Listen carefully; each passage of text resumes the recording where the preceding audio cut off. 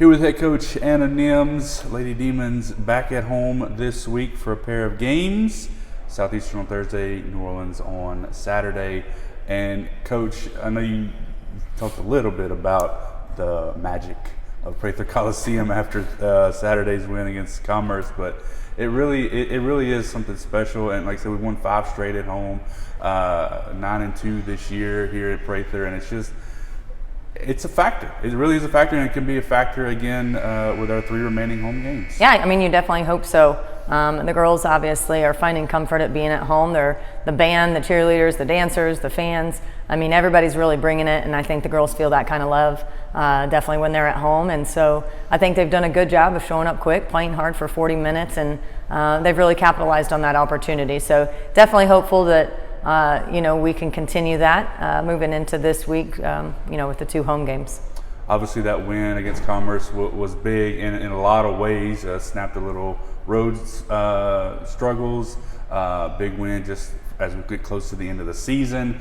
But from your perspective, maybe even beyond those 2 things, how important of a win was that on Saturday? I mean, we needed it. The girls needed it. We needed it.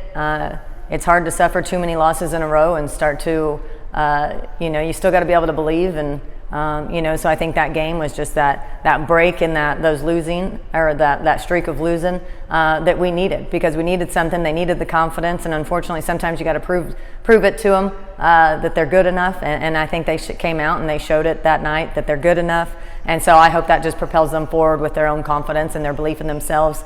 Again, we tell them all the time, we can believe in you, but your belief in yourself trumps us 100%. And so we just got to keep helping them understand that, realizing their true potential, and just keep pushing them forward. Thursday, Southeastern comes to town. They're playing some pretty good basketball right now. They really are, and they're just a really good team. They're a really scrappy team. They're an incredibly good defensive team, and they've had players that have just definitely gotten better year to year, and so they're playing good. They're playing strong, but they haven't played us in Prather, and so that's, I'm hoping that our girls show up and they play hard, they play strong, and we've had some of that similar growth, but it's definitely going to be a tough matchup. They're ranked number 1. They're leading the pack right now. And like you said, I think they're playing some of their best basketball. So it's going to be a tough one.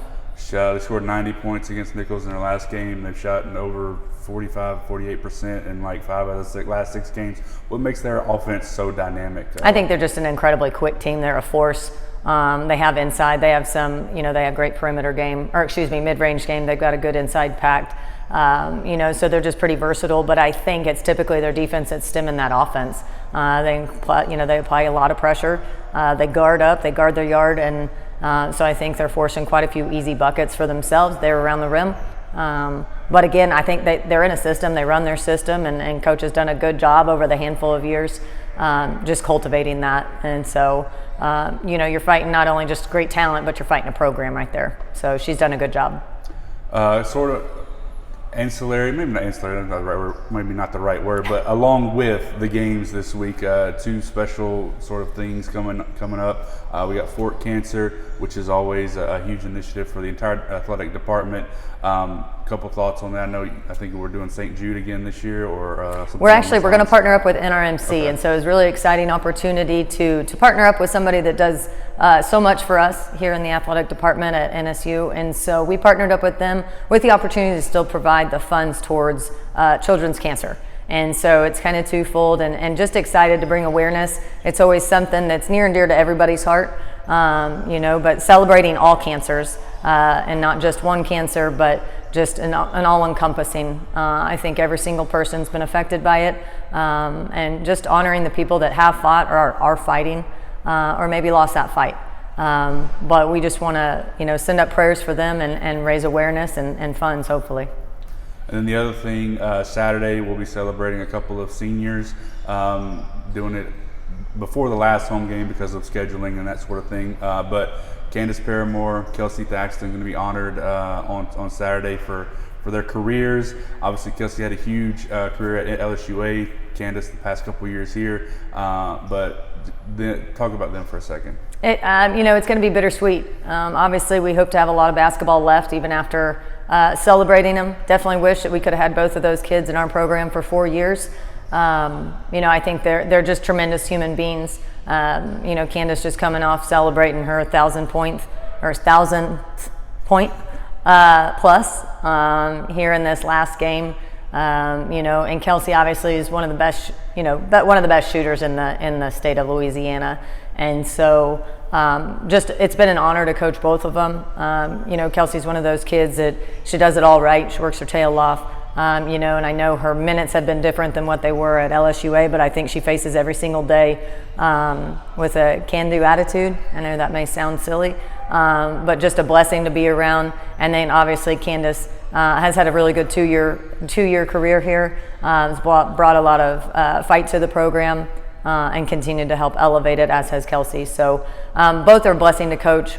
Both are going to definitely be missed. But looking forward to recognizing them and honoring them and just showing some appreciation to a couple kids that have definitely impacted our program. Before I let you go, Coach, holding or no holding on the get out of town. No holding. Okay, no holding. I think even the defender said it was a hold. Let me rephrase that. Yeah, I know what you're trying to say. Yeah. There was some holding, but one play doesn't dictate the game. And collectively, they've all said that it was a hold. It should have been called. They were hoping it wasn't, but no different than the game before. The games don't come down to one call. It's just the one that people remember. So I think that the Chiefs played outstanding. I'm super happy that they're Super Bowl champs because then I get to be a Super Bowl champ. But if anything can be learned from that, I'd say that Kelsey and Jalen Hurts from the Eagles are just incredibly stand-up dudes.